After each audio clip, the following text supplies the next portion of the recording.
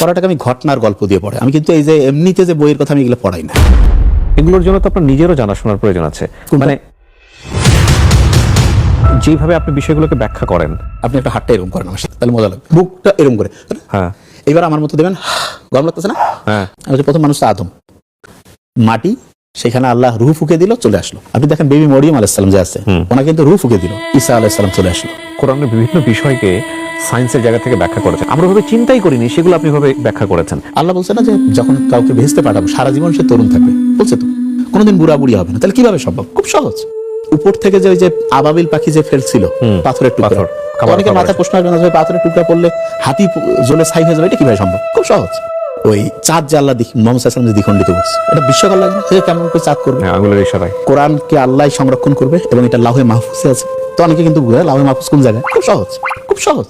এই মোবাইলে যদি আমি একটা জিনিস চেঞ্জ করি, অটোমেটিক এখানে চেঞ্জ হয়ে যাবে। ওকে, সো আমার কপি এখানে আরেকটা আছে। অ্যাবসলিউটলি। আপনি কোরআনের বিভিন্ন বিষয়কে সায়েন্সের জায়গা থেকে ব্যাখ্যা করেছেন। একটা বিষয় হয় কি, আমাদের দেশে দুটো বিষয় নিয়ে কথা বলাটা খুব ডিফিকাল্ট। একটা হচ্ছে পলিটিক্স, তার চেয়ে তো ভয়ঙ্করতম ডিফিকাল্ট হচ্ছে মানে ধর্মীয় বিষয় নিয়ে কথা বলা। আমরা যারা আসলে সেই অর্থে রিলিজিয়াস স্কলার নই, তারা ধর্মের কোনো বিষয় নিয়ে বলতে গেলে বিভিন্ন রকমের বিপদে পড়ি। ইভেন ডক্টর জাকির নাইকও পড়তে হয়েছে, আমরা তো খুবই সাধারণ টাইপের মানুষ সেই তুলনায়।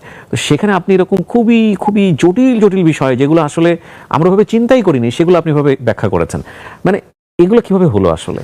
মানে আল্লাহর কাছে আমি সবসময় একটা জিনিস চাই আর কি। আল্লাহর কাছে আমি সবসময়, এটা ছোটবেলাতে আমি রাব্বি জিদ্দিন আলমা খুব পড়ি, খুবই।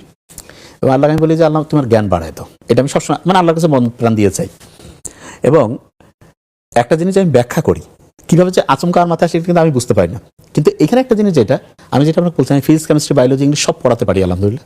এবং আমি রেগুলার যদি পড়াই, আর আমি বই পড়ি প্রচুর আলহামদুলিল্লাহ, এবং খেয়াল থাকে। এইটার কারণে যেটা হয়েছে, সায়েন্সের যে কোনো বিষয়, আমাকে যে কোনো বিষয় আপনি এনিথিং আপনি আমাকে জিজ্ঞেস করলে আমি ইনশাল্লাহ এটা আপনাকে বলতে পারবো যে জিনিসটা কিভাবে কাজ করে। যে কোনো আপনার এখনই মন চাইলে